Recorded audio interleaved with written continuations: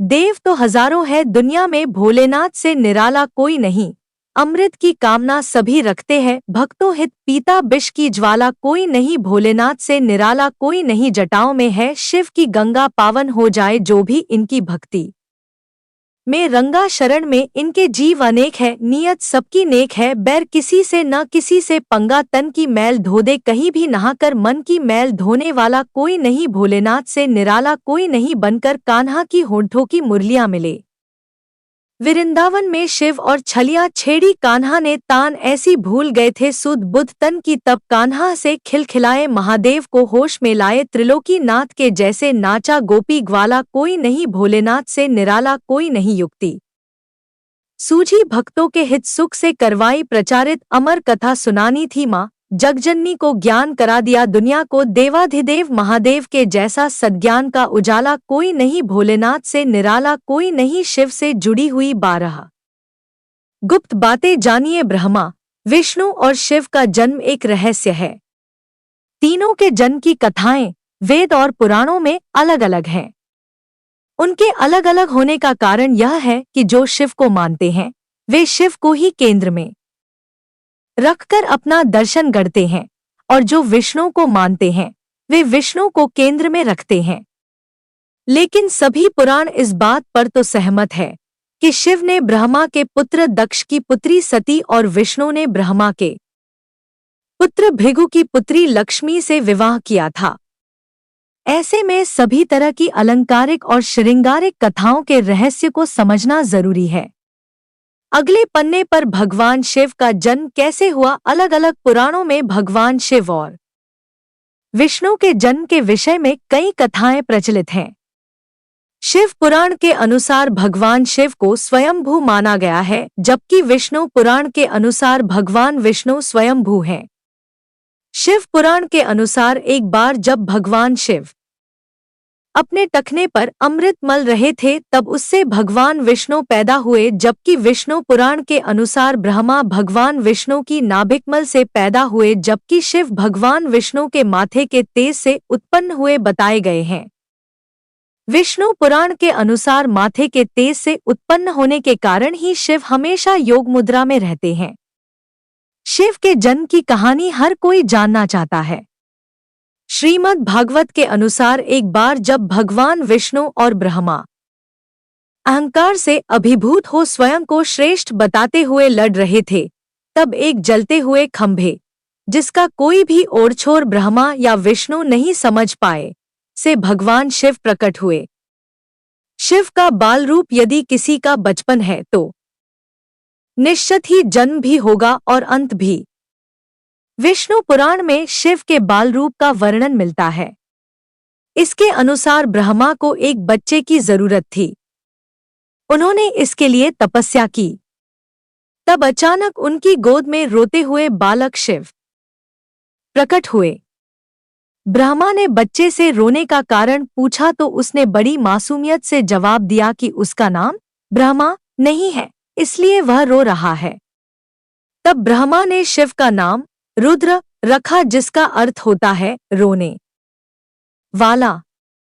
शिव तब भी चुप नहीं हुए, इसलिए ब्रह्मा ने उन्हें दूसरा नाम दिया, पर शिव को वह नाम पसंद नहीं आया और वे फिर भी चुप नहीं हुए।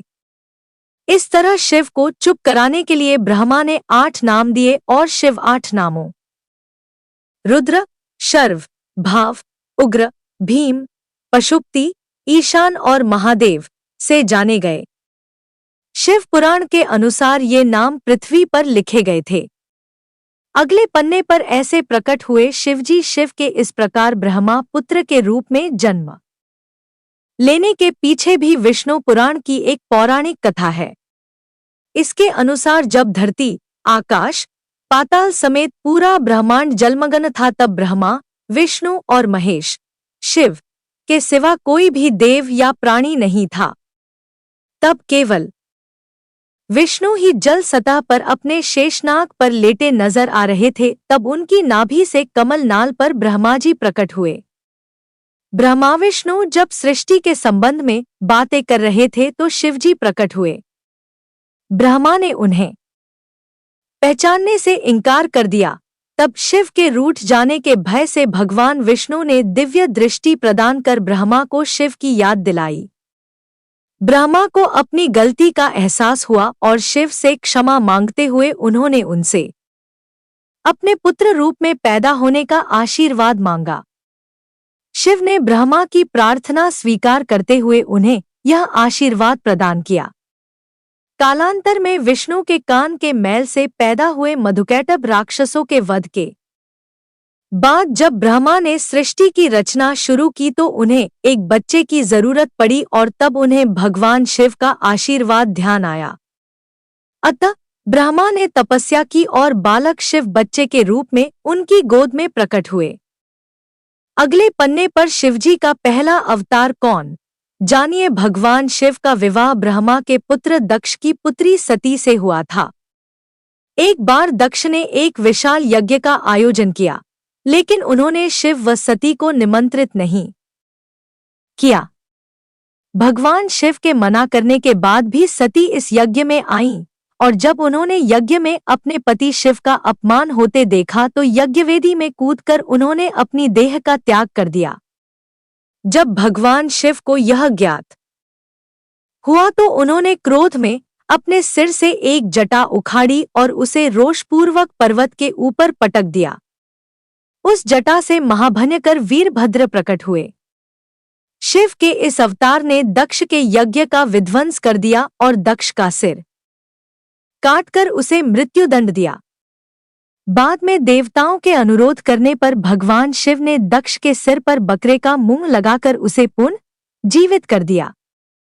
वीरभद्र के अलावा शिव के 18 और अवतार हुए हैं, जिनके नाम इस प्रकार हैं: पिप्पलाद, नंदी, भैरव, अश्वत्थामा, शर्भावतार, गृहपति, दुर्वासा, हनुमान, वृषभ, यतिनाथ, कृष्ण दर्शन, अवधूत, भिक्षुवर्य, सुरेश्वर, किरात, सुंठ नर्तक, ब्रह्मचारी और यक्ष।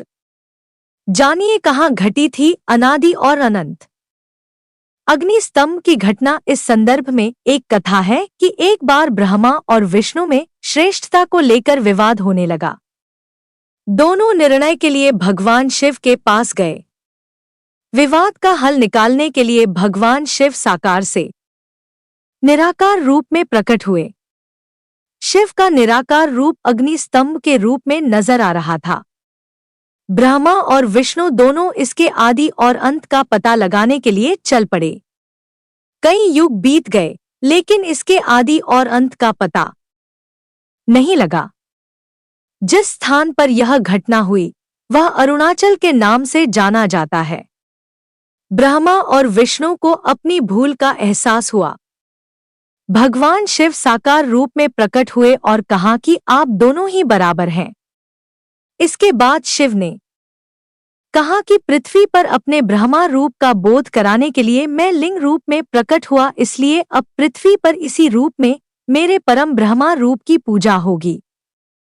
इसकी पूजा से मनुष्य को भोग और मोक्ष की प्राप्ति हो सकेगी। अगले पन्ने पर जानिए शिव, सदाशिव, महेश और भैरव का अंतर। सबसे पहले रुद्र हुए।